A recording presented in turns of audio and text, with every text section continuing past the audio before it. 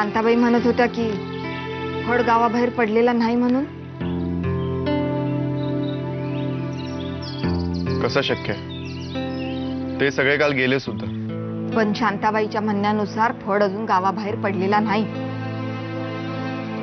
अय्या, शांताबाई आहेत कोण? गावातलं कोणी डिटेक्टिव्ह वगैरे आहेत का? नाही रे, आपल्या घरी काम करणारी मोलकरीण आहे, पण ती त्या नारकरच्या घरी बी काम करते. तिने म्हणे नारकरांना कुणाशी तरी बोलताना ऐकलं फोनवर.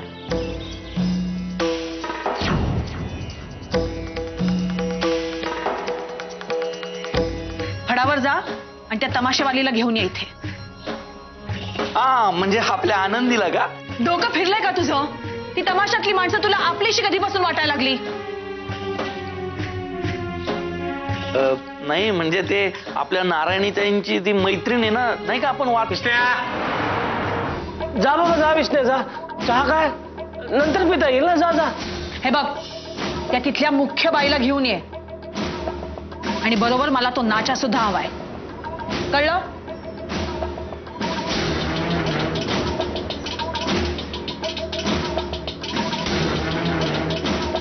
म्हणजे ज्या अर्थी फड गावाबाहेर पडलेला नाही, त्या अर्थी आनंदी बी गावाबाहेर गेलेली नसणार.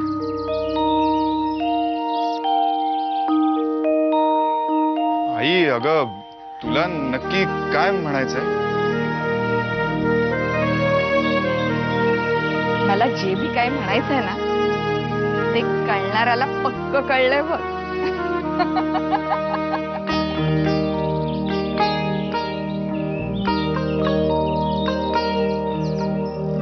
मला कळतंय की नाही ठाव नाही, तुम्ही मला एका पिंजऱ्यातून काढून दुसऱ्या पिंजऱ्यात टाकताय. आनंदी, अगं पिंजरा कोणालाच चुकला नाही ग. माझं तुझ्यात आणि तुझं माझ्यात गुंतणं बी एक पिंजराच आहे ना.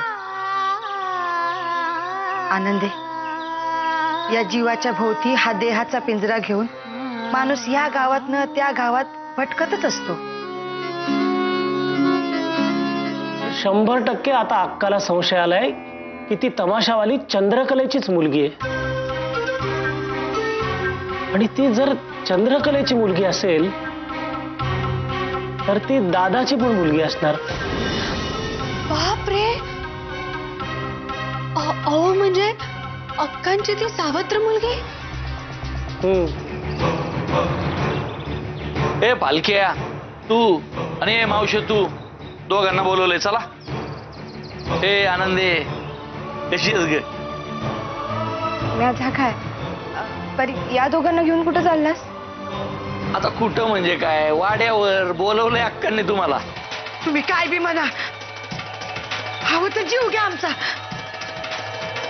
पण मी वाड्यावर येणार नाही. बाईने नुसती नजर जरी टाकली, कातडी सोलवटून निघते.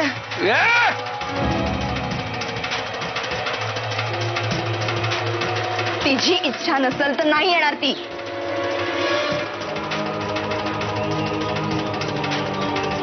आणि जबरदस्तीनं तर नाही. चला.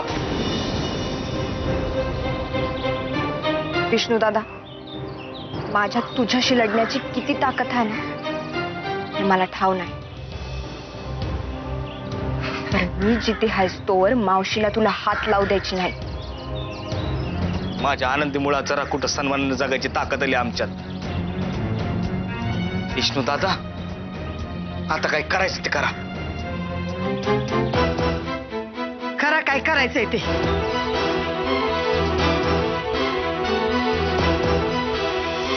ज्या माणसाच्या अकाउंटमध्ये 5,000 रुपयांचा बॅलन्स नाही, तो तमाशेवाल्यांना मात्र 10-10 लाख रुपये देतो.